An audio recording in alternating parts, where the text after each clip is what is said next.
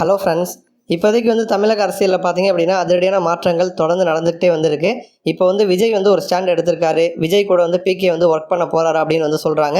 இன்னொரு புறம் திமுகவும் பார்த்தீங்க அப்படின்னா இன்னொரு பிராண்டு இன்னொரு கம்பெனி கூட ஒப்பந்தம் பண்ண போகிறாங்க அப்படிங்கிற மாதிரி அப்டேட் வந்திருக்கு. ஸோ இந்த மாதிரி தமிழக வெற்றி கழகம் திமுக இவங்க எடுக்கக்கூடிய அடுத்தடுத்த மூவ் அதிமுகவுக்கு பெரிய ஒரு சிக்கலை உண்டு பண்ணும் அப்படின்னு சொல்லலாம். இப்போ பிகேயை பொறுத்த வரைக்கும் ஐபேக் நிறுவனத்தில் அவர் வெளிப்படையாக பணிகள் எதுவுமே பண்ணுறது கிடையாது.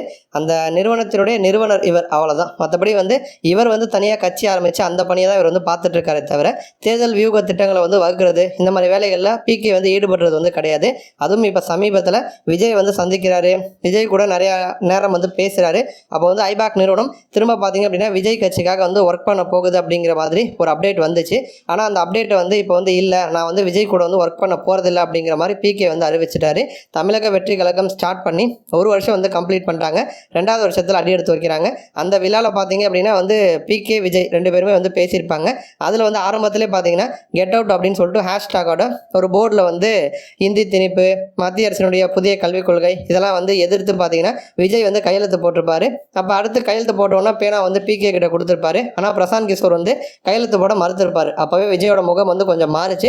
அதுக்கப்புறம் மேடைக்கு வரும்பொழுது ரெண்டு பேரும் ஒன்றா கை கொத்து தோளில் கை போட்டுட்டு சிரிச்சபடி தான் வந்திருப்பாங்க. பிரசாந்த் கிஷோரும் பேசினார். பிகே அடுத்து வரக்கூடிய திட்டங்கள் பற்றி 2026 எப்படி ஆட்சி அமைக்கிறது இதை பற்றி பேசுவார் அப்படின்னு சொல்லிட்டு தான் தொண்டர்கள் எதிர்பார்த்தாங்க. ஆனால் பிகே என்ன சொன்னார்னா, நான் விஜய்க்கு தேவையே கிடையாது. விஜய் தமிழகத்தினுடைய ஒரு மாற்று சக்தி.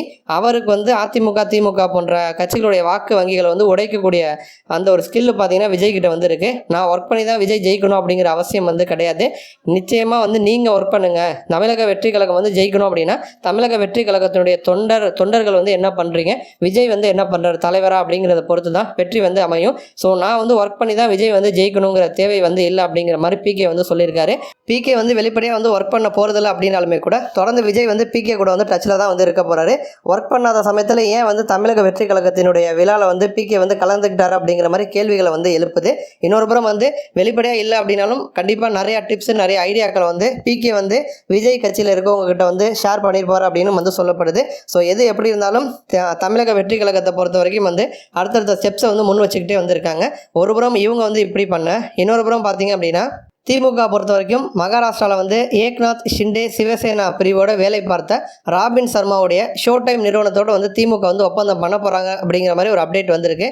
ஷோ டைம் நிறுவனத்தை பொறுத்த வரைக்கும் ஏக்நாத் ஷிண்டே அவர் ஜெயிக்க வச்சார். ஏன்னா சிவசேனா பொறுத்த வரைக்கும் ரெண்டு பிரிவுக்கு நடுவில் பார்த்தீங்கன்னா கடுமையான மோதல் இருந்துச்சு. அதுலேயும் உத்தவ் தாக்கரேவுடைய சிவசேனா பிரிவு தான் ரொம்ப ஸ்ட்ராங்காக இருந்துச்சு. அதெல்லாம் மீறி ஏக்நாத் ஷிண்டேவனுடைய சிவசேனா பிரிவுக்கு வேலை பார்த்து அந்த கட்சியை ஜெயிக்க வச்சதில் முக்கியமான பங்கு ஷோ டைம் நிறுவனத்துக்கு இருக்குது.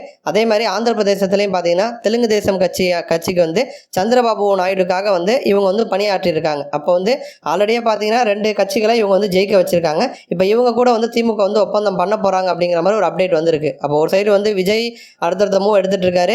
திமுகவும் பார்த்தீங்கன்னா இப்போ நல்லா ஸ்ட்ராங்காக இருக்காங்க, கூட்டணி ஸ்ட்ராங்காக இருக்கு. இந்த மாதிரி நிறுவனத்துக்கு கூட ஒப்பந்தம் பண்ணாங்க அப்படின்னா திரும்ப திமுக ஆட்சி அமைக்க முடியும் அப்படிங்கிற மாதிரி அவங்களும் அடுத்த ஸ்டாண்டை எடுத்து முன் வச்சிருக்காங்க. இப்படிப்பட்ட சூழலில் அதிமுகவுக்கு பெரிய ஒரு சிக்கல் இந்த ரெண்டு கட்சிகளால் உண்டாயிருக்கு.